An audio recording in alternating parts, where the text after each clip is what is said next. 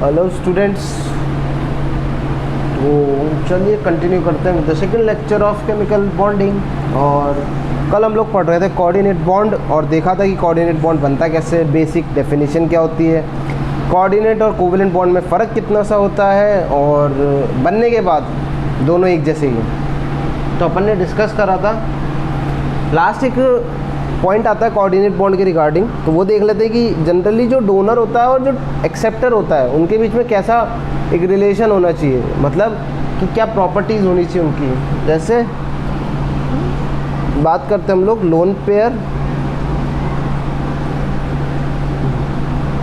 Donation. Lone pair donation can occur from low electronegative to more electronegative as well as vice versa है ना। Vice versa का मतलब मोर से इधर लो से मोर की तरफ है ना, लो टू हाई बोल दो या फिर है ना, लो टू हाई इलेक्ट्रोनेगेटिव। और उल्टा भी कर सकते हैं, more electronegative to less electronegative. इसको लेस कर लो, ज़्यादा अच्छा रहेगा, लेस कर लो है ना। Less electronegative to more electronegative और more electronegative to less electronegative. तो कल अपन ने जो डोनेशन देखा था उसकी कोई कंडीशन नहीं है कि भैया किसकी इलेक्ट्रोनेगेटिविटी कैसी होनी चाहिए, वो कैसे भी हो सकता है। ज़्यादा इलेक्ट्रोनेगेटिविटी वाला भी लोन पेयर दे सकता है और कम इलेक्ट्रोनेगेटिविटी वाला भी लोन पेयर दे सकता है। तो इस तरह की कोई कंडीशन नहीं है। चलो अब देखते हैं अपन एक CO का, कि CO का कैसे बनता है। जैसे चलो CO क्या होता है, देखो कार्बन अपने पास CO बनाना है, CO तो बेसिकली कार्बन के पास 4 वैलेंस शेल के इलेक्ट्रॉन्स, ये लुईस डॉट स्ट्रक्चर्स होते हैं, अभी अपन बात करने वाले हैं उन्हीं की। और ऑक्सीजन के वैलेंस शेल में होते हैं 6। इस तरीके से रिप्रेजेंट करते हो है ना, इस तरीके से अपन रिप्रेजेंट करते हैं। तो कार्बन कितने बॉन्ड बना लेगा, देखो कार्बन ऑक्सीजन, ये लो 2 की तो शेयरिंग कर दी उसने, नॉर्मल जो शेयरिंग होती है वो कर दी, 2 की तो नॉर्मल शेयरिंग कर ली, तो ये हो जाएगी आपकी 2 की तो शेयरिंग है ना। अब कार्बन के वैलेंस शेल में देखते हैं कितने इलेक्ट्रॉन्स आ गए, 1 2 3 4 5 6, अभी भी कम है। तो अभी ये लोन पेयर जाएगा कार्बन के सर पे और ये फाइनली स्ट्रक्चर जो दिखेगा वो किस तरीके से दिखेगा, अपन इसको इस तरीके से बना सकते हैं है ना। तो अभी इतना दिमाग मत लगाना है कैसे बना दिया, एक टाइप ऑफ कोऑर्डिनेट बॉन्ड दिखता है, ठीक है। ज़्यादा डिटेल में डिस्कस करेंगे अपन किसमें, कोऑर्डिनेट बॉन्ड के अंदर, ठीक। चलो, और अगर इस कोऑर्डिनेट बॉन्ड को हटाना हो तो कैसे हटा सकते हैं, कार्बन पर क्या आएगा माइनस का चार्ज और ऑक्सीजन पे क्या जाएगा प्लस का चार्ज, बस ठीक है। चलो देखो अब आता है एक छोटी सी चीज़ है, ज़्यादा कुछ खास नहीं है बट पढ़ लेते हैं, between ionic and covalent compounds. थोड़ी सी बात कर लेते हैं, तुम्हें पता ही होगा वैसे तो, बट स्टिल एक बार देख लेते हैं आयनिक और कोवेलेंट है ना। तो आयनिक, पहली बात तो फिजिकल स्टेट देख लेते हैं क्या होती है। फिजिकल स्टेट की बात करते हैं तो क्या होता है, नमक कैसा होता है, क्रिस्टलाइन सॉलिड, क्या होता है crystalline solid at room temperature due to formation of, ऐसा क्या होते हैं, और due to formation of closed pack lattice. अब एक काम करना तुम्हारे लिए, एक टास्क है, क्रिस्टलाइन और अमॉर्फस के बीच में क्या फ़र्क होता है पता करना।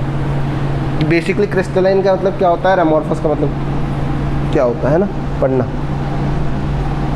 क्रिस्टलाइन और अमॉर्फस का मतलब पता करना। कोवेलेंट कंपाउंड्स क्योंकि ये नॉन मेटल से बनते हैं तो जनरली किस में एग्जिस्ट करते हैं, में एग्जिस्ट, मतलब ये तीनों फॉर्म में मिलता है, ऐसा कुछ नहीं है। में एग्जिस्ट इन गैस, गैस में मिल सकते हैं, O2 हो गया, H2 हो गया, N2 हो गया है ना।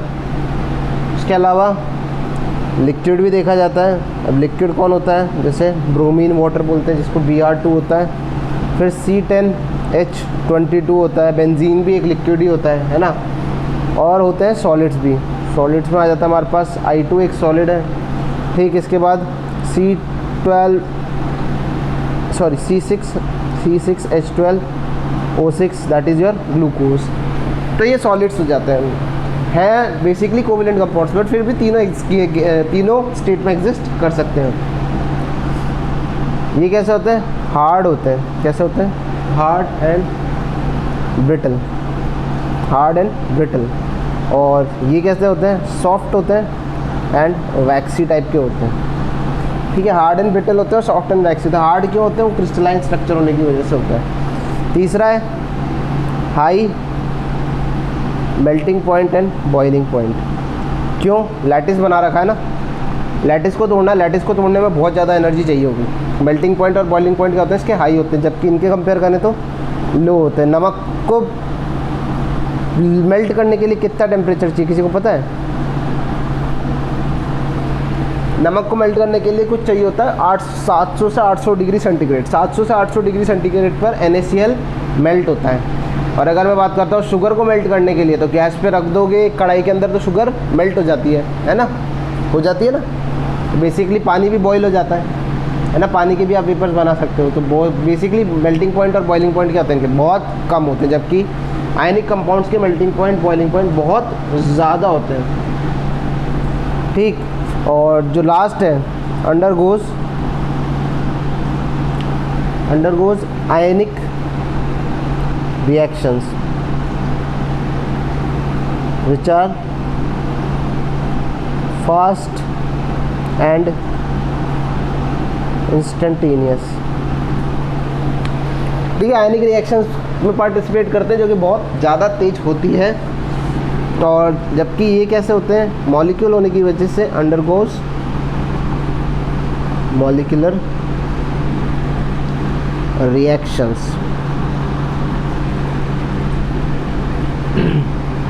एंड विच आर स्लो, ऐसा लिख सकते हैं, विच आर स्लो, ठीक। तो बेसिकली ऐसा भी लिख सकते हैं कोवेलेंट के साथ ही के साथ। अब अगर मैं बात करता हूँ एक सिंगल आयनिक बॉन्ड की, बात समझना, सिंगल आयनिक बॉन्ड और मेरे पास एक सिंगल कोवेलेंट बॉन्ड, कौन ज़्यादा स्ट्रॉन्ग होता है? बता सकता है? सिंगल आयनिक बॉन्ड और सिंगल कोवेलेंट बॉन्ड कौन ज़्यादा स्ट्रॉन्ग होता है? सिंगल आयनिक बॉन्ड और सिंगल कोवेलेंट बॉन्ड में स्ट्रॉन्ग होता है हमारा सिंगल कोवेलेंट बॉन्ड। हम तो सोचते थे आयनिक होता है, नहीं। एक इकलौता आयनिक बॉन्ड स्ट्रॉन्ग नहीं होता है, एक कोवेलेंट बॉन्ड ज़्यादा स्ट्रॉन्ग होता है एक इकलौते आयनिक बॉन्ड से। तो फिर high melting point boiling point क्यों होता है आयनिक कंपाउंड्स के? क्यों?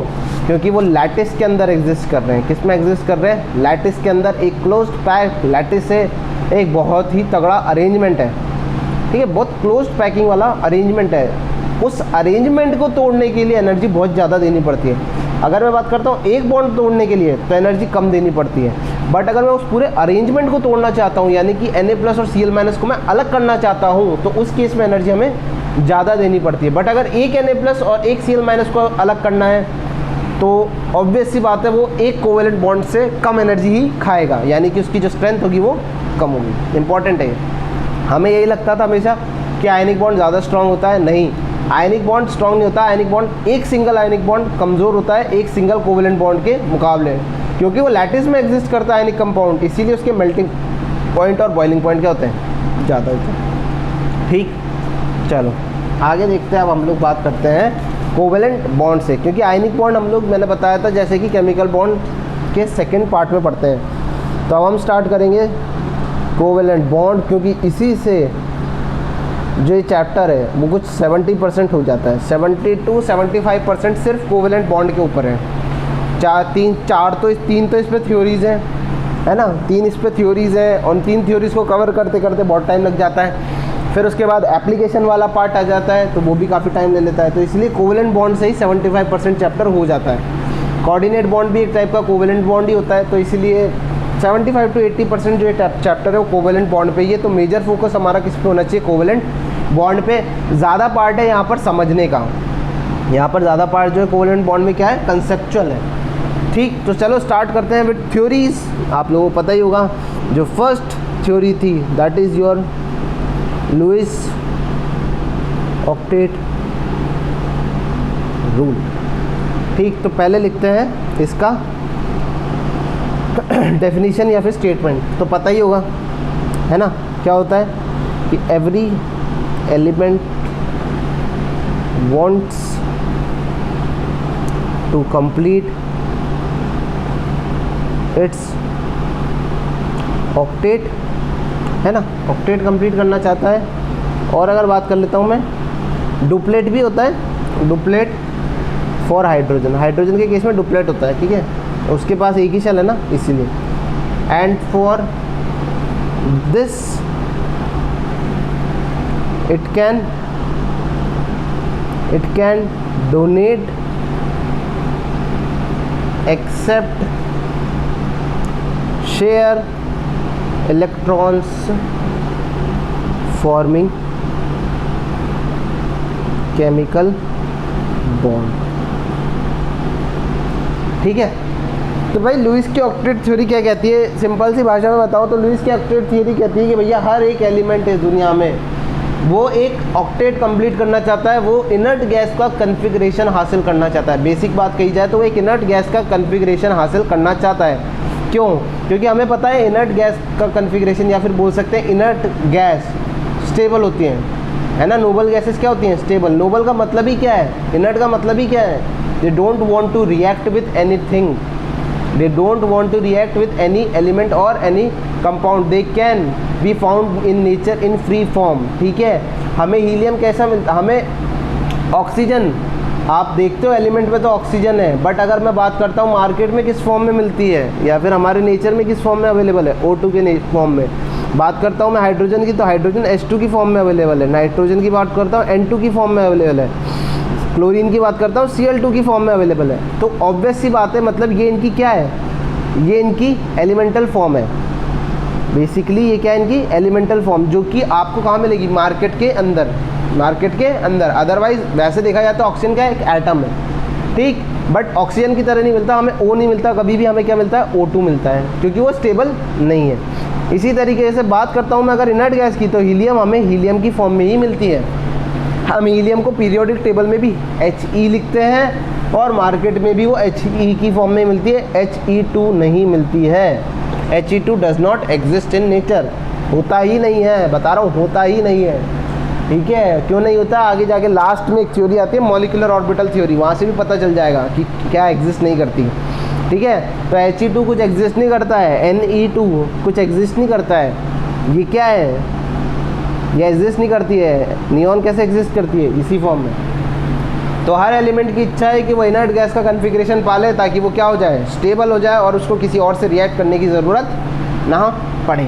उसके लिए वो क्या करेगा, लुईस ने कहा उसके लिए वो 3 हथकंडे अपना सकता है, या तो वो इलेक्ट्रॉन्स डोनेट कर दे, या एक्सेप्ट कर ले, या शेयर कर ले, है ना।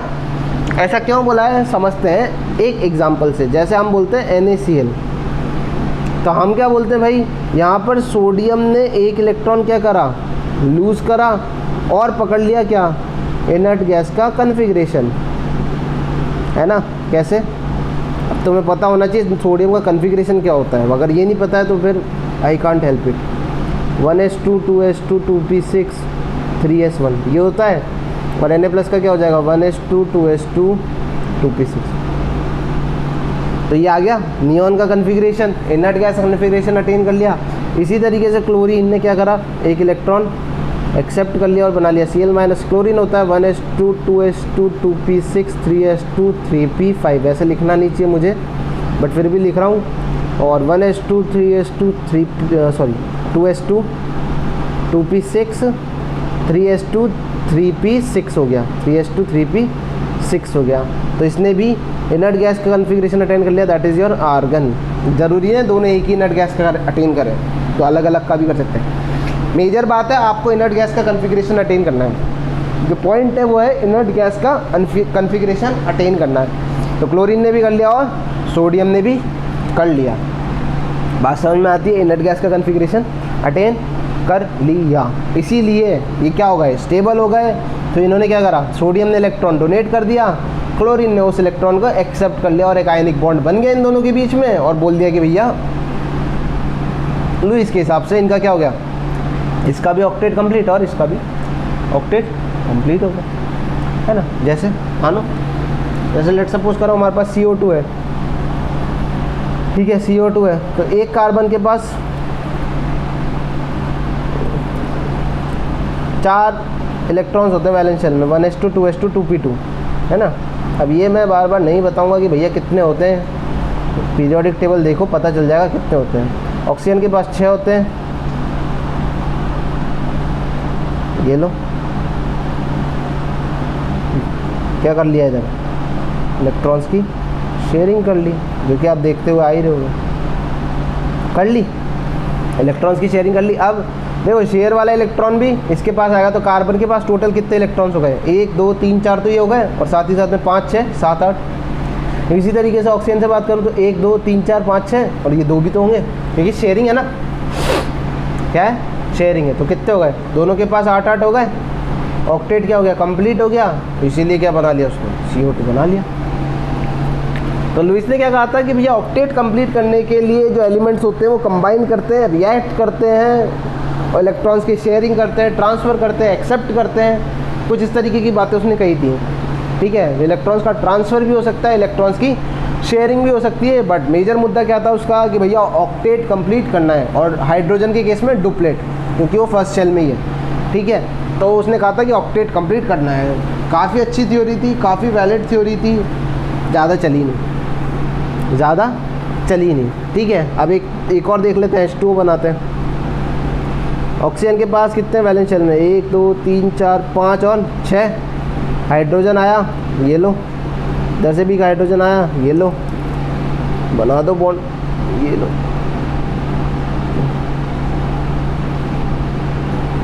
कितने हो गए ऑक्सीजन के पास भी, अब 1 2 3 4 5 6 7 8, हाइड्रोजन के पास 1 2, हाइड्रोजन गैस 1 2, हो गया ना ऑक्टेट और डुप्लेट कंप्लीट, है ना। बात समझ में आ गई। और इसने इन स्ट्रक्चर्स को क्या नाम दिया था, लुईस डॉट स्ट्रक्चर। ये अपन जो बना रहे हैं ना फिलहाल, ये क्या होते हैं, लुईस डॉट स्ट्रक्चर्स होते हैं, ठीक है। इस तरीके से बनाते हैं। थ्योरी काफ़ी अच्छी थी, बट एक टाइम बाद फेल होने लग गई थी। क्यों? क्योंकि इसने कहा था वही कंपाउंड्स या वही कंपाउंड्स एग्जिस्ट करेंगे जिनका क्या होगा, ऑक्टेट या डुप्लेट कंप्लीट होगा। बट ये थ्योरी फेल हो जाती है, आगे जाके देखेंगे किसके केस में फेल होती है, उसके फेलियर से उसमें देखेंगे। थ्योरी फेल हो जाती है और पता चलता है कि कुछ ऐसे भी कंपाउंड्स हैं जिनका ऑक्टेट कंप्लीट नहीं है, जिनका डुप्लेट कंप्लीट नहीं है, still they exist in nature. चाहे फिर वो आयनिक भी हो सकते हैं, चाहे फिर वो आपके कोवेलेंट भी हो सकते हैं, ठीक है। दोनों टाइप के कंपाउंड्स पाए गए नेचर के अंदर जिनका ऑक्टेट कंप्लीट नहीं है, still they exist in nature. तो वहाँ से पता चलता है कि भैया लुईस की थ्योरी जो थी वो कुछ ही हद तक अच्छी थी, कुछ कंपाउंड्स तक ही स्पेसिफिक थी, है ना। अब एक स्टेटमेंट है टू आइडेंटिफाई, ये स्टेटमेंट इंपॉर्टेंट है, आपसे पूछा जाएगा which of the following Lewis structure is a valid Lewis dot structure, ठीक है। तो आपको बताना, अगर पता करना है कि वैलिड कौन सा है, तो identify correct Lewis dot structure, ठीक है। अगर आपको आइडेंटिफाई करना है तो ये स्टेटमेंट चेक कर लेना है, ऑक्टेट ऑफ ईच एटम और maximum atoms must be complete, ठीक है। अगर आपको आइडेंटिफाई करना है कि करेक्ट लुईस डॉट स्ट्रक्चर कौन सा है, तो जितने एटम्स दिख रहे हैं आपको उनका क्या देख लेना है, ऑक्टेट कंप्लीट है या नहीं है, ठीक है। वहाँ आपको देख लेना है कि उनका ऑक्टेट कंप्लीट है या नहीं है, या फिर बोल सकते हो मैक्सिमम एटम्स का ऑक्टेट क्या होना चाहिए, कंप्लीट होना चाहिए। चलिए, तो एक क्वेश्चन है, समझते हैं।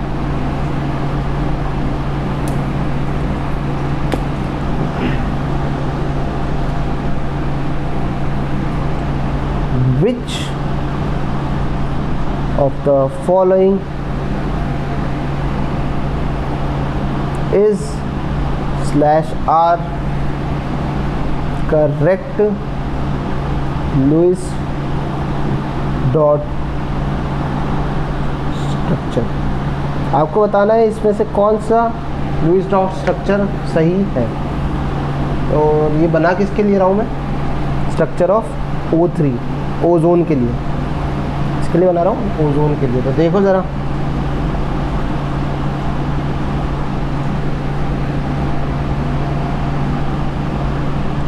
पहला ऑप्शन ठीक है, पहला ऑप्शन। अच्छा, इसके अलावा एक चीज़ और बता देता हूँ, एक सेकंड, थोड़ा सा टाइम लूँगा। जो ये इलेक्ट्रॉन शेयरिंग में पार्टिसिपेट नहीं करते हैं, ठीक है, जो इलेक्ट्रॉन शेयरिंग के अंदर पार्टिसिपेट नहीं करते, इन्हें बोलते हैं हम लोग लोन पेयर। जो ये इलेक्ट्रॉन का पेयर है ना, एक इलेक्ट्रॉन का पेयर मिलके एक लोन पेयर बनता है, जो कि शेयरिंग में पार्टिसिपेट ना कर रहे हो, जो कि शेयरिंग में पार्टिसिपेट ना कर रहे हो। अगर शेयरिंग में पार्टिसिपेट कर रहे हैं तो फिर वो शेयर्ड पेयर ऑफ इलेक्ट्रॉन हो जाएगा। बट अगर वो शेयरिंग में पार्टिसिपेट नहीं कर रहा है तो उसको अपन क्या बोल देंगे, वो लोन पेयर है। और लोन पेयर, पेयर का मतलब क्या होता है, दो का सेट, पेयर का मतलब दो, तो ऑब्वियसली दो इलेक्ट्रॉन होंगे तभी एक लोन पेयर बनेगा। सही, चलो देखते हैं। ये ऑप्शन हो गया, चेक करते जाओ साथ ही साथ में ऑप्शन क्या ये सही है।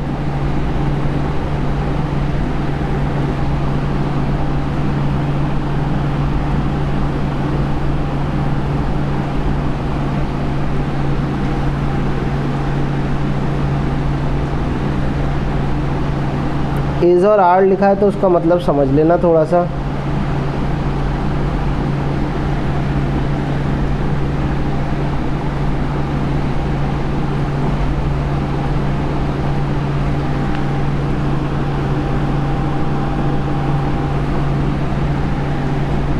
फाइनल ऑप्शन है।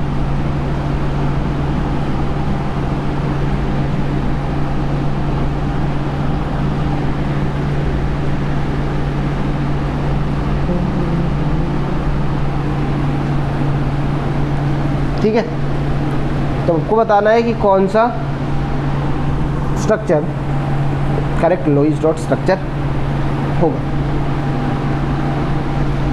देखो और बताओ। कंडीशन क्या है, ऑक्टेट कंप्लीट होना चाहिए।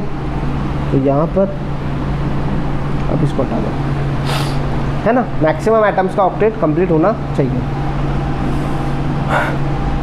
स्टार्ट करते हैं क्वेश्चन को, है ना। वीडियो पॉज करके आप लोग तो सॉल्व कर लेना, मैं तो स्टार्ट करूँगा। तो बेसिकली देखते हैं फर्स्ट ऑप्शन से। तो ऑक्टेट के लिए इलेक्ट्रॉन्स देखने 8 होने चाहिए, 1 2 3 4 5 6 7 8। ऑब्वियसली एक बॉन्ड में 2 इलेक्ट्रॉन्स होते हैं शेयरिंग के। भैया ये बार बार थोड़ी बात बताने वाली है। यहाँ पर 2 इलेक्ट्रॉन शेयरिंग के, यहाँ पर भी 2 इलेक्ट्रॉन शेयरिंग के। अब वो शेयरिंग वाले इलेक्ट्रॉन्स इसके भी और इसके भी हैं, शेयरिंग करिए तभी तो, वरना शेयरिंग वाला वर्ड ही क्यों यूज़ करता है। सिमिलरली यहाँ पर भी होगा, है ना। तो बार बार बनाऊंगा नहीं मैं, सिर्फ डायरेक्ट देखो बॉन्ड्स के हिसाब से देखो। एक single bond 2 shared electrons, 2 double bond, sorry 2 bond तो 4 शेयर्ड इलेक्ट्रॉन्स, सिंपल है। तो इसका ऑक्टेट तो कंप्लीट है। सिमिलरली इसका देखते हैं, 1 2 3 4 5 6 7 8 कंप्लीट है। बीच वाले का देखें, 1 2 3 4 5 6 7 8 9 10। ओह, ऑक्टेट 8 का होता है। इसका तो तुमने कितने इलेक्ट्रॉन कर दिए वैलेंस शेल में, 10। कितने कर दिए, 10, यानी कि ये गलत है। ऑक्सीजन के वैलेंस शेल में मैक्सिमम 8 ही इलेक्ट्रॉन्स हो सकते हैं, 10 नहीं हो सकते, है ना। चलो बी देखते हैं, 1 2 3 4 5 6 7 8। हाँ सही है, इसका तो हो गया। बीच वाले का देखें, 1 2 3 4 5 6 7 8। कोऑर्डिनेट बॉन्ड के भी तो 2 इलेक्ट्रॉन्स गिनोगे ना। बोला था ना कल कि भैया कोऑर्डिनेट बॉन्ड बनने के बाद किसकी तरह काम करता है, कोवेलेंट बॉन्ड की तरह। तो हो गया ना, तो 2 इधर से 4 और 4 यहाँ से 8। तो इसका भी कंप्लीट है। इसका देखें, 1 2 3 4 5 6 7 8। कोऑर्डिनेट बॉन्ड के कौन गिनेगा, तो इसका भी कंप्लीट है। सही, सही है। चल अब देखो इधर सी, 1 2 3 4 5 6 7 8 कंप्लीट। इसका देखें, 1 2 3 4 5 6 7 8 कंप्लीट। इसका 1 2 3 4 5 6 7 8। माइनस चार्ज को मत गिनना, माइनस चार्ज को मत गिनना। क्यों? क्योंकि अगर कुछ लोग अगर दिमाग रखते हैं, जिन्होंने कल का लेक्चर ढंग से देखा होगा, तो मैंने कल बताया था कि एक कोऑर्डिनेट बॉन्ड को आप एक कोवेलेंट बॉन्ड से भी रिप्रेजेंट कर सकते हो। सिंपली कैसे? यहाँ लगा दो प्लस, यहाँ लगा दो माइनस। डोनर एटम पे प्लस आता है, एक्सेप्टर एटम पे माइनस आता है, वही तो करा है। तो बी और सी ऑप्शन क्या है? आइडेंटिकल है। बस मैंने सी वाले ऑप्शन में कोऑर्डिनेट बॉन्ड को हटा के कोवेलेंट से रिप्लेस कर दिया, तो इसका भी octet complete. That's it, B और सी। डी वाले में देखोगे तो यहाँ पर बीच वाले ऑक्सीजन का ऑक्टेट कंप्लीट नहीं है, क्योंकि 6 इलेक्ट्रॉन्स है, 1 2 3 4 5 6। ठीक, तो यहाँ पर ये ऑप्शन भी नहीं होगा, तो ये दोनों होगा। समझ में आती है बात समझ में आती है? ठीक, तो क्वेश्चन आता है कुछ इस तरीके का। अगला क्वेश्चन देखते हैं। अगला क्वेश्चन है हमारे पास क्या भाई? Same, which of the following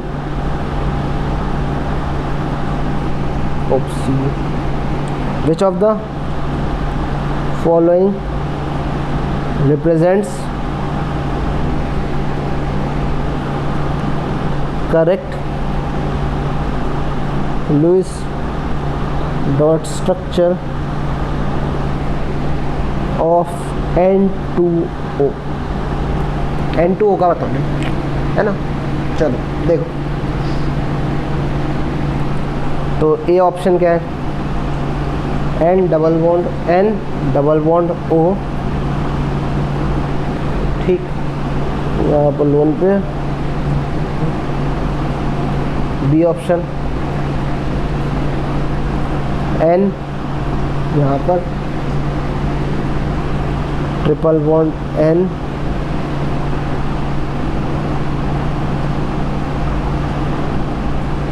minus C option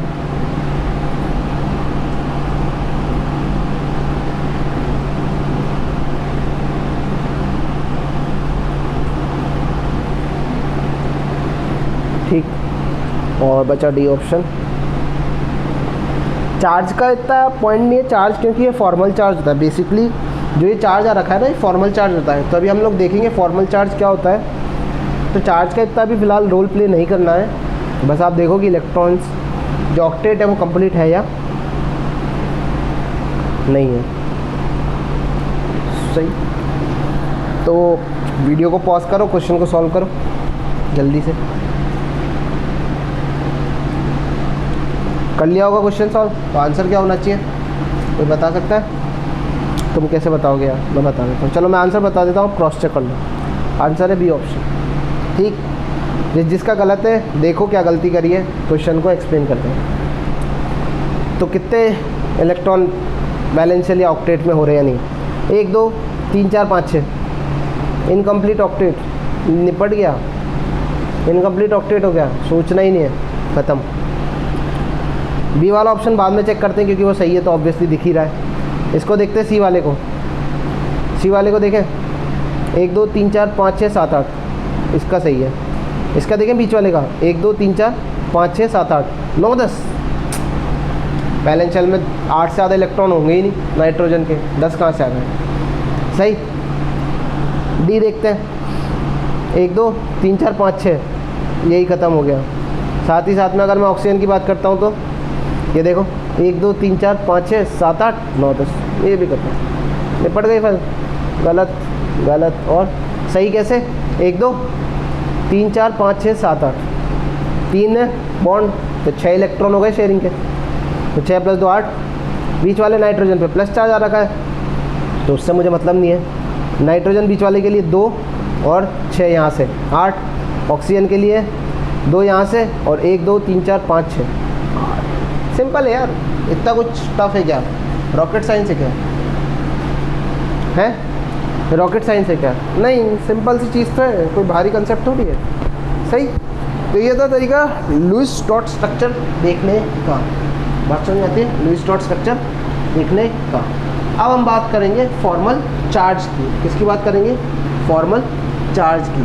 formal charge की बात करेंगे और फिर फॉर्मल चार्ज के एप्लीकेशन देखेंगे और फिर लुईस की थ्योरी के अपन एक्सेप्शंस देखेंगे या फिर उसके फेलियर। इसको हम लोग ड्रॉबैक्स बोलते हैं। ठीक, तो फॉर्मल चार्ज क्या होता है देखते हैं। एक सेकेंड रुकिएगा ज़रा।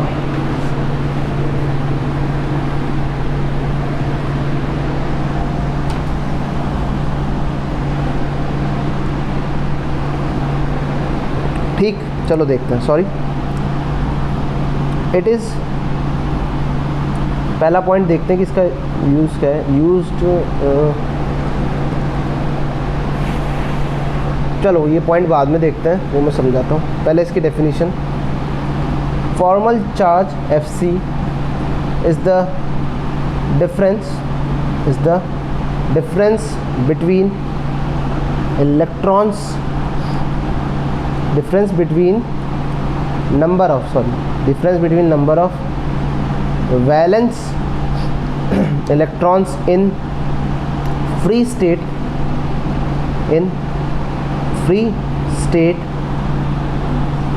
and number of electrons assigned to it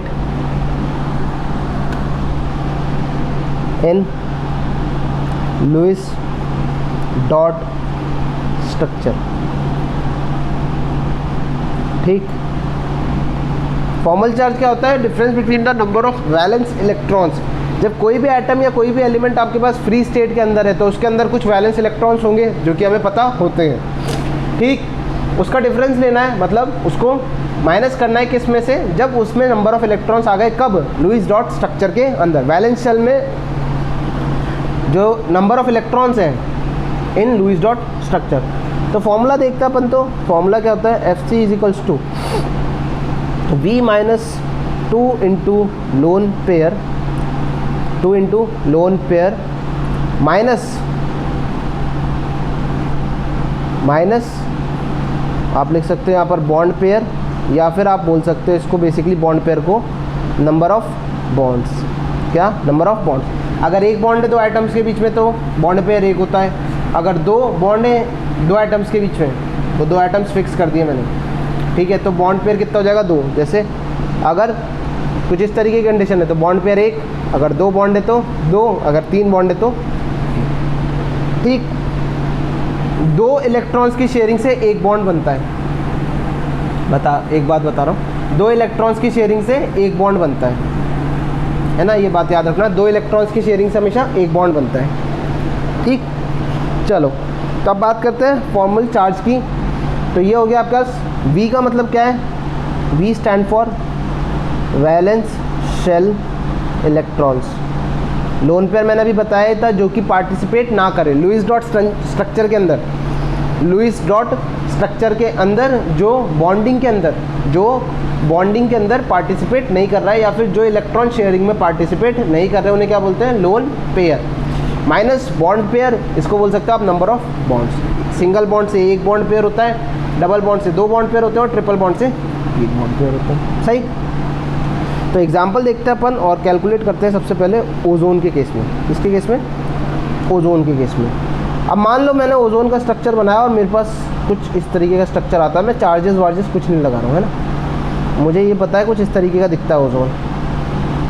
अब जो वो प्लस माइनस अपन ने लगाया था उसका क्रॉस वेरिफिकेशन होता है। बेसिकली अपन ने जो प्लस माइनस लगाया था वो क्रॉस वेरीफाई करते हैं। तो इसको दे देते हैं first number, second number, third number. मेरी इच्छा से दे रहा हूँ, तुम्हारी इच्छा पड़े वैसे दे दो। और कैलकुलेट करते हैं फॉर्मल चार्ज ऑन एक एटम पे कैलकुलेट करते हैं। तो पहला कैलकुलेट करते हैं formal charge of first oxygen O1। ठीक, बैलेंस शेल ऑफ ऑक्सीजन के कितने होते हैं? 6 फिक्स है। ठीक है, बैलेंस शेल में कितने होते हैं ऑक्सीजन के? 6। तो 6 माइनस कितने लोन पेयर दिख रहे हैं? पहले वाले पे 1 लोन पेयर ये रहा, 1 लोन पेयर ये रहा। कितने हो गए? 2 लोन पेयर हो गए। तो 6 minus 2 into 2 minus bond pair कितने हैं? कितने बॉन्ड बना रहा है? 2 बॉन्ड पेयर कितने हो गए? 2। तो 6 माइनस 6 दैट इज 0। इसीलिए इस वाले ऑक्सीजन पे कोई चार्ज नहीं दिख रहा था।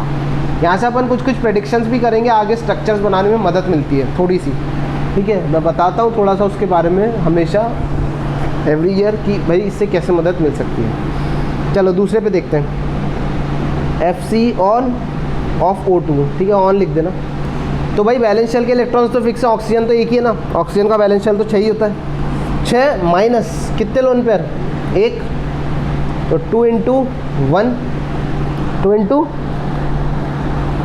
1 माइनस बॉन्ड पेयर कितने बॉन्ड बना रहा है, 1 2 3 कर दिया 3, तो ये आ जाएगा कितना 6 माइनस 5 दैट इज प्लस का 1 आ रहा था इस पर प्लस 1 का चार्ज, इस पे 0 आ रहा था ना प्लस 1 का चार्ज, देखा था हमने, है ना।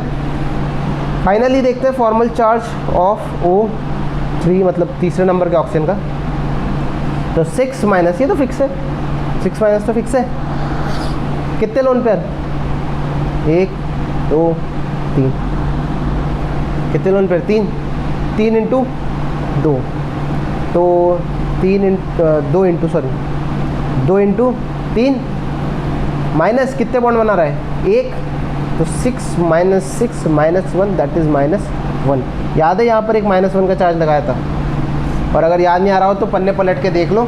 अभी हमने ओजोन का करेक्ट लुईस डॉट स्ट्रक्चर पूछा था, तब हमने देखा था कि +1 और -1 का चार्ज आ रखा था, और वही क्या था, फॉर्मल चार्ज। उसी को क्या बोला था अपन ने, फॉर्मल चार्ज बोला था। सही है। चलो अब थोड़ा सा एक अच्छा क्वेश्चन अब देखते हैं हम लोग CO3 2- का। किसका देखते हैं, CO3 2-, थोड़ा सा टिपिकल सा है ना, थोड़ा सा टिपिकल सा है। तो चलो देखते हैं।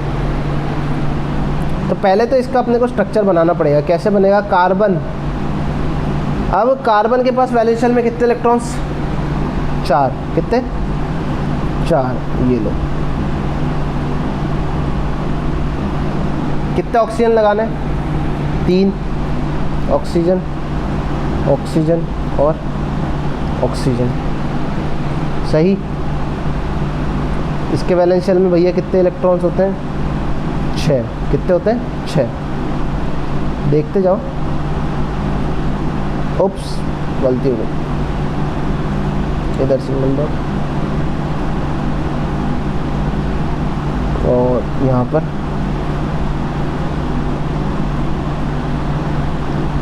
पर इसके साथ इसका बॉन्ड, यहाँ पर फिर ये यहाँ पर। तब काम की चीज़ देखो पहले, तो अब काम की चीज़ देखो। तो बेसिकली आप लोग एक चीज़ देखो, क्या ये लुईस डॉट स्ट्रक्चर सही है। पहली चीज़ तो ये देखो, क्या ये लुईस डॉट स्ट्रक्चर सही है। कैसे पता चलेगा, ऑक्टेट चेक करते हैं। तो कार्बन का क्या ऑक्टेट कंप्लीट है, 1 2 3 4 5 6 7 8, हाँ कार्बन का कंप्लीट है। इस वाले ऑक्सीजन का देखते हैं, 1 2 3 4 5 6 7 8, इसका भी कंप्लीट है ना। बात करते हैं किसकी, बात करते हैं हम लोग इन वाले ऑक्सीजन की। तो देखो जरा, 1 2 3 4 5 6 7, इसका भी देखो, 1 2 3 4 5 6 7।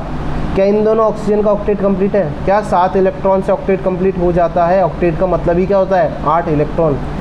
क्या इन दोनों का ऑक्टेट कंप्लीट है, नहीं है। तो कैसे कंप्लीट होगा, यहाँ पर आपको 2 चार्ज दिख रहा है, यहाँ पर लिखा है 2- का मतलब क्या होता है, यहाँ पर 2 इलेक्ट्रॉन एक्स्ट्रा हैं, और वो 2 इलेक्ट्रॉन किसको जाएंगे, इन ऑक्सीजन को जाएंगे। किसको जाएंगे, इस ऑक्सीजन को जाएंगे। अब क्रॉस चेक कर लेते हैं फॉर्मल चार्ज से, क्या ये सही है या नहीं। ऑक्टेट तो कंप्लीट हो गया, अब क्रॉस चेक कर लेते हैं फॉर्मल चार्ज से। तो वापस से भाई लिखना पड़ेगा यार, ये दोनों ऑक्सीजन एक जैसे ही तो हैं, तो इनको एक जैसे ही मान लेता हूँ यार। चलो कोई ना, मेहनत करवा के मानोगे तुम लोग। 1 2 3 और कार्बन। तो पहले देखते हैं फॉर्मल चार्ज ऑन कार्बन कितना आएगा।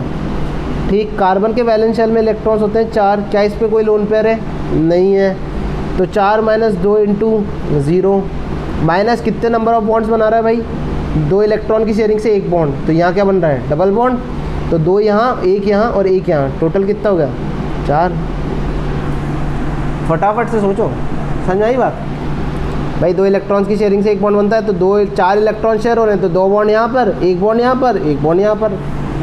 6 इलेक्ट्रॉन शेयर होते तो 3 बॉन्ड बनते हैं। सही, चलो अब देखते हैं FCO फर्स्ट। तो वैलेंशियल में 6 होते हैं, कितने लोन पेयर है? 2 लोन पेयर, तो 2 × 2 माइनस बॉन्ड कितने बना रहा है? 2। तो ये लो ख़त्म, किस्सा 6 - 6, that is your 0। Similarly FCO2, तो देखो भाई बैलेंस शेल में 6 इलेक्ट्रॉन्स माइनस कितने लोन पेयर? 1 2 3 4 5 6, कितने? 6 लोन पेयर हो गए। तो 2 × 3 माइनस 2 × 3 माइनस कितने बॉन्ड? 1 बॉन्ड बना रहा है, तो कितना आ जाएगा वैल्यू? -1। और FC ऑफ, यार ये ऑफ तो लिखता हूँ, ऑन लिखना होता है, O3, ठीक। तो 6 माइनस, सिमिलर ही है वो तो एक जैसे ही है, 2 × 3 -1। 6 होते हैं बैलेंस शेल में, 1 2 3 4 5 6, या लोन पेयर कितने आ गए? 1 2 3, तो 2 × 3 माइनस 1 बॉन्ड बना रहा है, तो माइनस का 1 आ गया। तो यहाँ पर क्या चिपका दोगे आप? माइनस का 1। तो जब हम CO3 का एक्चुअल स्ट्रक्चर देखते हैं बॉन्ड की फॉर्म में, अगर मैं दिखाना चाहूँ तो वो कुछ इस तरीके का दिखेगा, कुछ इस तरीके का स्ट्रक्चर दिखेगा। आप समझ में आ गई बात? कुछ इस तरीके का स्ट्रक्चर होता है CO3 2 माइनस का। बात समझ में आ गई? हो गए। और ओवरऑल अगर आपको चार्ज देखना है तो सबके फॉर्मल चार्ज का सम क्या कर दो?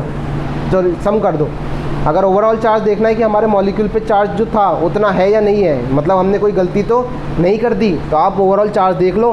कार्बन का 0 0 + 0 प्लस -1 प्लस -1 कितना हो जाएगा? माइनस का 2, जो कि ओवरऑल मॉलिक्यूल पे चार्ज आ रखा है। तो बेसिकली आप इस तरीके से क्रॉस चेक भी कर सकते हो कि हमारा जो फॉर्मल चार्ज हमने निकाला है वो सही आया या नहीं आया है।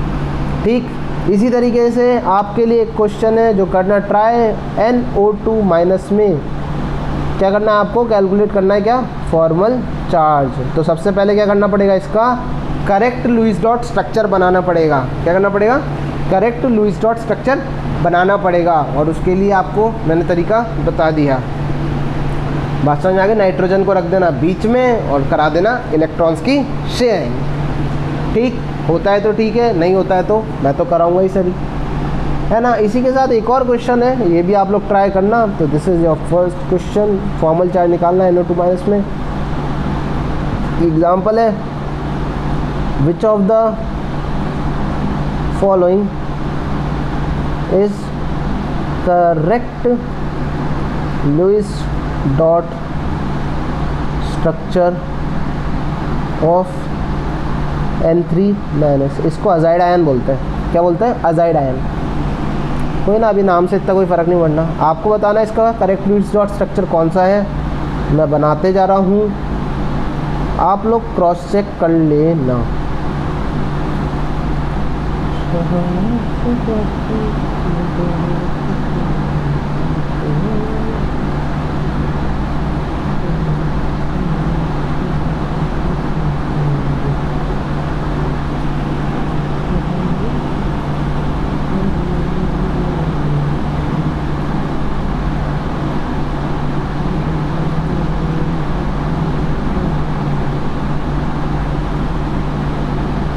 तो ये लास्ट ऑप्शन इसका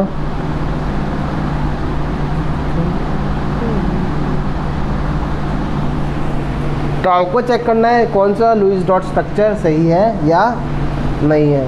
ठीक, बात समझ में आ गई?